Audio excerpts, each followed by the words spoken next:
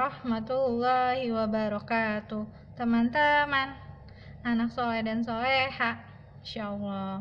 Semoga teman-teman selalu dalam lindungan Allah Subhanahu wa Ta'ala ya. Amin amin ya rabbal alamin.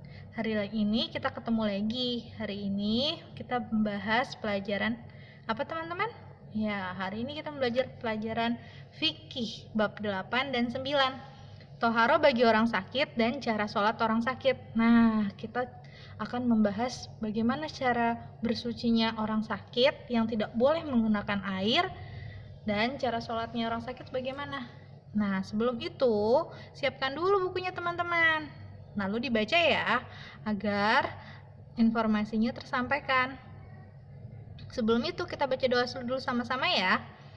Istidadan, sikap berdoa, tangan diangkat, kepala ditundukkan, hati dikusyukkan. Doaan.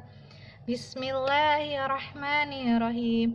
Raditu billahi rabbah wa bil islami dinah wa bi Muhammadin nabiyya wa rasulah. Rabbi zidni ilman warzuqni fahman. Amin amin ya rabbal alamin. Semoga Allah meridhoi kita dalam belajar. Amin. Ya teman-teman, buka buku paketnya ya. Di sini kita akan membahas sholat merupakan rukun Islam yang kedua, tidak boleh ditinggalkan dalam keadaan apapun, bahkan ketika sedang sakit. Sholat wajib diawali dengan toharo, baik berwudu maupun mandi. Namun jika sakit dan tidak mungkin menyentuh air, dapat dilakukan dengan cara tayamum yang menggunakan debu yang suci. Nah, berarti jika kita misalnya sakit terus tidak boleh menggunakan air, kita boleh menggunakan debu yang suci. Selanjutnya, pengertian toharo bagi orang sakit. Toharo itu berasal dari bahasa Arab yang artinya bersih, kebersihan atau bersuci. Menurut istilah, membersihkan diri, pakaian, tempat, benda-benda lain dari najis, hadas, menurut cara-cara yang ditentukan oleh syariat Islam. Kegiatan bersuci dapat dilakukan dengan berwudu, tayamum, istinja atau cebok, mandi, bersuci, membersihkan badan, pakaian, dan tempatnya.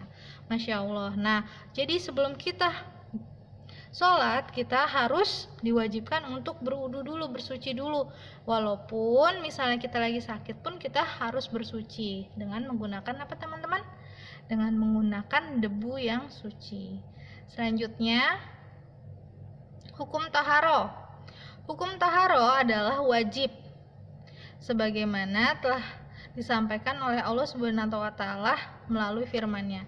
Hai orang-orang yang beriman, apabila kalian hendak melaksanakan sholat, maka basuhlah muka dan tangan kalian sampai siku, dan sapuhlah kepala kalian, kemudian basuhlah kaki sampai kedua mata kaki. Dalam surat Al-Maidah ayat ke-6, surat Al-Maidah yang ke-5. Nah, maksudnya apa sih? Yuk kita bahas sama-sama ya. Surat Al-Maidah ayat 6, berdasarkan ayat tersebut, siapapun yang akan mengerjakan sholat wajib berwudu dahulu. Berwudu menggunakan air yang suci dan mensucikan. Adapun bagi orang sakit tidak mungkin menyentuh air, maka ia boleh mengganti dengan tayamum. Nah, dalam surat Al-Maidah itu sudah dijelaskan. Jadi, ketika kita mau sholat, kita harus diwajibkan untuk berwudu. Tapi kalau kita sedang sakit dan tidak boleh menggunakan air, seperti apa misalnya? Cacar. Nah, itu kan tidak boleh menyentuh air. Boleh dengan tayamum. Nah, teman-teman, ada yang tahu cara tayamum? Nah, coba dilihat. Di sini, pertama kamu meletakkan kedua belah telapak tangan di atas debu. Pertama, diusapkan ke muka dulu. Nah, diusapkan kedua telapak tangan yang sudah ada debunya. Terus kamu dikeprek-keprek. Apa dikeprek-keprek? Debunya biar tangannya disatukan, lalu taruh ke muka, kemudian mengusap kedua belah tangan kanan dan kiri hingga siku dengan debu, sekali usapan saja. Seperti ini ya teman-teman cara bertayamum. Nanti boleh dipraktekkan di rumah. Selanjutnya, cara sholat orang sakit. Nah, ada yang tahu nggak cara sholat orang sakit? Ya, sholat 5 waktu merupakan kewajiban yang tidak boleh ditinggalkan, baik dalam keadaan sehat maupun sedang sakit, baik ketika bermukim maupun sedang berpergian. Meskipun begitu, agama Islam tetap memberikan ruksyah atau keringanan dalam cara mengerjakan sholat bagi orang sakit. Nah, walaupun kita sedang sakit, Islam tidak memaksa kita harus berdiri nih, harus sesuai dengan syariat-syariat Islam. Tidak, tapi boleh mendapatkan keringanan atau ruksyah. Bagaimana caranya? Yuk kita bahas. Yang pertama, cara sholat orang sakit adalah apabila tidak sanggup mengerjakan sholat sambil berdiri, hendaknya sholat sambil duduk, baik duduk bersila atau duduk iftirsya, atau dengan menjulurkan kakinya ke depan. Yang kedua, apabila tidak sanggup, juga hendaknya sholat dengan berisyarat. Nah, yang ketiga, apabila tidak mampu juga, hendaklah sholat dalam hati semampunya. Nah, itu tetap dibolehkan dalam Islam. Caranya bagaimana? Nah, caranya ketika kita tidak bisa berdiri, yang pertama, kita duduk bersila. Seperti ini. Yang kedua, caranya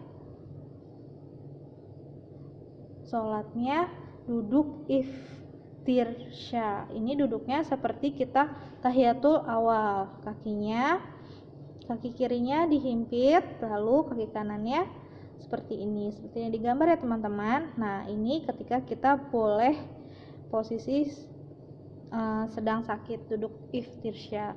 Yang ketiga, duduk menjulurkan kaki ke depan. Nah, seperti ini teman-teman. Kakinya boleh menjulurkan ke depan di atas kasur. Nah, yang keempat, sholat sambil berbaring. Sholatnya seperti ini. Ini nanti akan dijelaskan lebih lanjut. Nah, di sini cara sholat duduk bersila bagaimana? Nah, di sini yang pertama, ketika takbir, kakinya tetap bersila. Posisi kamu tetap di atas kasur, tetap takbir Allahu Akbar. Nah, baca Al-Fatihah, rukunya seperti ini gambarnya. Nah, terus i'tidal, sujudnya seperti ini. Lihat gambar yang keempat. Gambar yang kelima. Nah, gambar yang terakhir duduk di antara dua sujud. Nah, seperti ini. Di sini cara untuk sholat duduk bersila ketika kamu sedang sakit. Boleh. Nah, selanjutnya yang kedua, cara duduk dua kaki terseluncur atau kakinya ke depan. Nah, takbir seperti biasa, baca Al-Fatihah, rukunya agak merunduk ya sayang. Lalu itidalnya kedua tangan di atas kasur. Terus sujudnya juga agak merunduk seperti ruku. Nah, duduk di antara dua sujud dan tasyahud ketika kedua tangan di siku. Nah, seperti ini ya teman-teman. Nah, yang ketiga, ketika telentang, sudah tidak bisa duduk, sudah tidak bisa kakinya diseluncurkan, cuman bisa telentang. Nah, seperti ini bentuknya.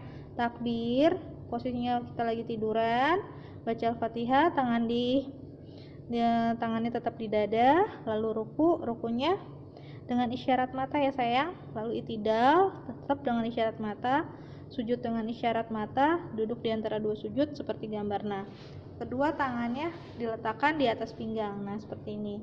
Nah, jika sudah nggak bisa apa-apa Bu Guru, nah boleh, misalnya udah nggak bisa bergerak, lumpuh total, nah boleh menggunakan isyarat mata. Dengan apa? Dengan semampunya kamu. Ketika kamu waktunya soal membaca takbir, kamu boleh matanya berkedip sekali, terus membaca Al-Fatihah, berkedip sesuai dengan kemampuan kamu. Nah, mudah-mudahan semua teman-teman dilindungi Allah Subhanahu wa Ta'ala dan sehat selalu. Amin. Nah, selanjutnya teman-teman, Bu Guru akan menjelaskan tentang duduk iftirasya. Nah, seperti yang tadi Bu Guru bilang, adalah duduk di atas kaki kiri sedangkan kaki kanan ditegakkan. Duduknya santai aja. Duduk ini biasanya dilakukan ketika kita tahiyatul awal, seperti tadi gambar ya. Selanjutnya, sekarang aku paham. Nah, apa nih yang udah kita ambil nih dari yang tadi kita membahas? Ya, yang pertama, Islam memberikan kemudahan bagi orang yang sakit. Dalam menjalankan ibadah, orang yang sakit boleh melaksanakan sholat sambil duduk berbaring atau dengan isyarat. Alhamdulillah, kita sudah selesai. Masya Allah, tetap belajar, tetap semangat, tetap jaga kesehatan. Alhamdulillah selesai. Semoga teman-teman selalu semangat ya. Bu Guru akhiri dengan mengucapkan Alhamdulillahirrahmanirrahim. Assalamualaikum warahmatullahi wabarakatuh.